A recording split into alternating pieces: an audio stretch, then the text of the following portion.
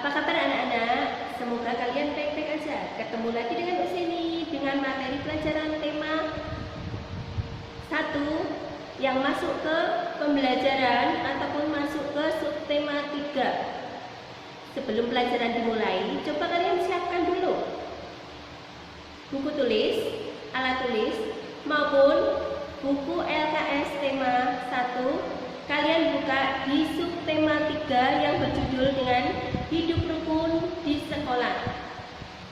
Sebelum pelajaran dimulai, mari kita berdoa dulu dengan membaca basmalah.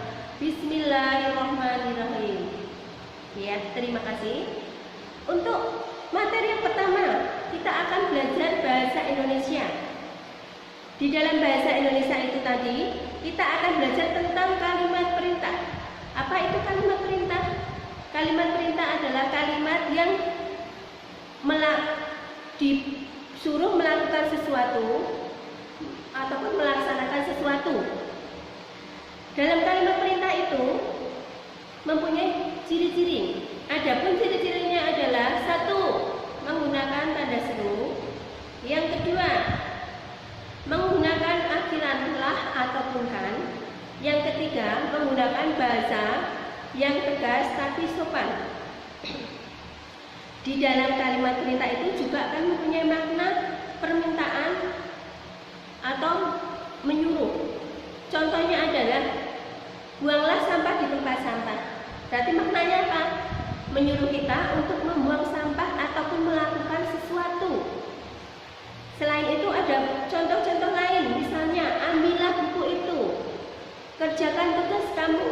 Itu adalah contoh-contoh kalimat perintah. Kalimat perintah bisa berupa apa? Bisa berupa larangan, ajakan, ataupun permintaan. Lah itulah tadi yang kita pelajari tentang kalimat perintah. Untuk selanjutnya kita akan masuk ke materi PKN. Di dalam materi PKN kita akan belajar tentang pengamalan ataupun sikap yang masuk ke pengamalan sila pertama sampai dengan sila kelima. Untuk yang pertama, bagaimana sikap pengamalan sila pertama yang dilakukan di sekolah, yaitu dengan pertama adalah melakukan ibadah ataupun beribadah sesuai dengan agamanya masing-masing. Untuk yang kedua, berdoa sesuai dengan agamanya masing-masing. Itu tadi pengamalan sila yang pertama. Untuk pengamalan sila kedua, contohnya adalah berbicara ataupun bersikap santun kepada orang lain. Untuk yang kedua, bersikap adil kepada orang lain. Yang ketiga, suka membantu. Itu tadi pengamalan sila yang kedua. Untuk pengamalan sila yang ketiga adalah bekerja sama membersihkan kelas. Yang kedua, mengikuti upacara dengan tertib. Yang ketiga, tidak mencemarkan nama baik sekolah. Contohnya apa tidak mencemarkan nama baik sekolah? Saat kalian pulang sekolah kan masih berseragam. Kalau kalian bertengkar ataupun ribut dengan teman yang beda sekolah, kalian kan masih memakai seragam El-Yaumi. Berarti kalian apa? Kalian mencemarkan nama baik sekolah. Itu tadi contoh-contoh pengamalan sila yang ketiga. Sekarang kita masuk ke pengamalan sila keempat. Dari pengamalan sila keempat, contoh yang pertama, sikapnya bagaimana? Menghargai pendapat teman. Yang kedua, bermusyawarah dalam bermusyawarah dalam pemilihan ketua kelas. Yang ketiga, melakukan kewajiban dengan apa yang sudah dihasilkan dari musyawarah itu. Contohnya apa? Kalau kalian terpilih dari ketua kelas, kalian harus melakukan tugasnya dengan baik. Itu tadi contoh pengamalan sila yang keempat. Sekarang kita masuk ke contoh pengamalan sikap yang ke sila kelima di sekolah Apa aja? Yang pertama adalah menghargai hak teman. Gotong royong. Gotong royong membersihkan kelas itu juga termasuk pengamalan sila ke-5. Terus yang ketiga itu membagi tugas secara adil. Itulah tadi pengamalan ataupun sikap pengamalan sila pertama sampai dengan sila ke-5. Itulah tadi materi PKN. Sekarang kita akan masuk ke materi SBDP. Di dalam materi SBDP kita akan belajar tentang gambar imajinatif. Apa itu gambar imajinatif? Gambar imajinatif adalah gambar yang berupa angan-angan. Itu bisa kita membuat gambar imajinatif itu dengan dengan menggunakan media kertas, dan akan dibantu dengan diwarnai dengan pensil warna boleh, krayon boleh, terus cat air boleh, terus spidol warna juga boleh. Di dalam gambar imajinatif tadi sebelum kita menggambar sebaiknya kita membuat sketsa. Apa itu sketsa? Rancangan untuk membuat gambar. Dengan tujuan apa kita membuat sketsa? Agar gambar lebih rapi. Oke, itulah tadi tentang SBDP. Setelah pelajaran SBDP, kita akan belajar tentang matematika. Di dalam matematika, kita akan belajar tentang penjumlahan dan pengurangan. Di kelas 2 ini kita belajar penjumlahan 3 angka, yaitu ratusan, puluhan, dan satuan. Contohnya adalah ibu membeli telur dengan jumlah 126, kemudian membeli lagi dengan jumlah 119. Contoh cara panjang, karena dalam penjumlahan itu nanti kita akan belajar tentang penjumlahan cara panjang dengan penjumlahan cara pendek. Dalam penjumlahan cara panjang nanti kita jabarkan dulu. Yang 126 dijabarkan menjadi 100 ditambah 20 ditambah 6. Untuk yang 119 kita jabarkan menjadi 10 kemudian 9. Kita jumlahkan. Untuk penjumlahan kita dari belakang dulu, dicari yang satuan. Satuannya tadi berapa?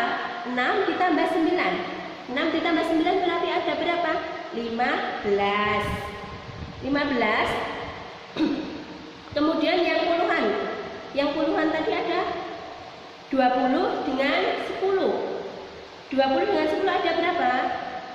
Ada 30. Untuk yang ratusan tadi 100 dengan 100 jadinya berapa? 200 ya. Kemudian kita jumlah lagi. Di bawahnya 200 ditambah 30.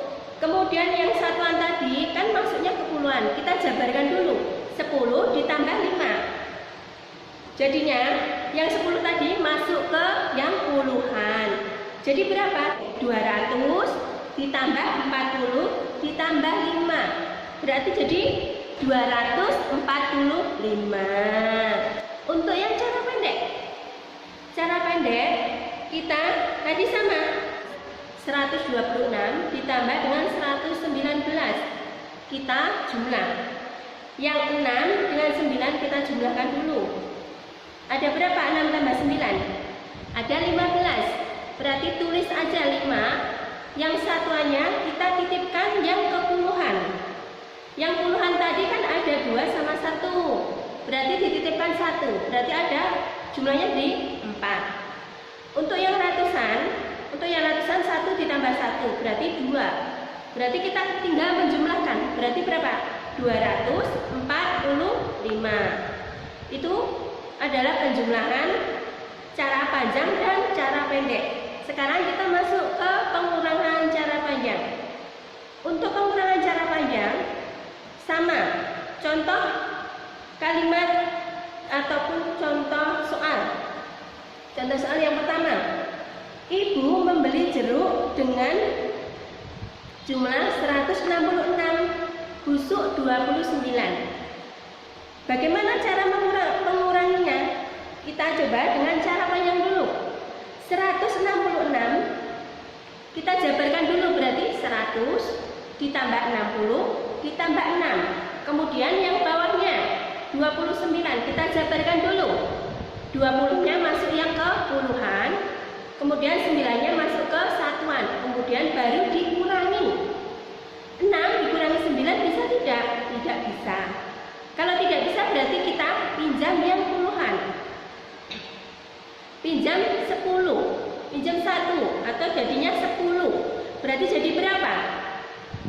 16 dikurangi 9. 16 dikurangi 9 ada berapa? 7, ya. Terus untuk yang puluhan tadi kan 60 dikurangi 20, sudah dipinjam 10, berarti ada 50. 50 dikurangi 20, berarti berapa? 30. Untuk yang ratusan tinggal diturunkan, tetap 100, berarti jumlahnya jadi berapa? 137. Itu tadi cara panjang.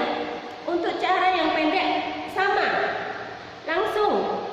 Kalau yang cara pendek itu tadi langsung 166 dikurangi 29 di garis bawah, langsung dikurangi 6, nggak bisa dikurangi 9, pinjam yang puluhan, jadinya 16. 16 dikurangi 9 tinggal 7. Kemudian untuk yang 6 tadi sudah dipinjam 1, tinggal 5. 5 dikurangi 2 berarti 3, satunya turun, jadi langsung ketemu 137.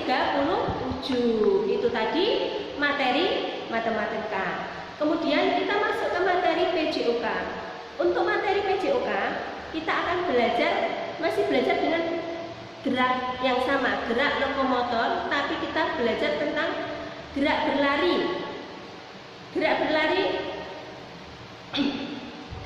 itu ada dua, yaitu gerak berlari pendek dan gerak berlari panjang. Apakah gunanya gerak berlari? Untuk melatih ataupun melatih otot dan kelincahan. Nah, itulah tadi materi subtematika yang kita pelajari bersama-sama. Sekian, wassalamualaikum warahmatullahi wabarakatuh.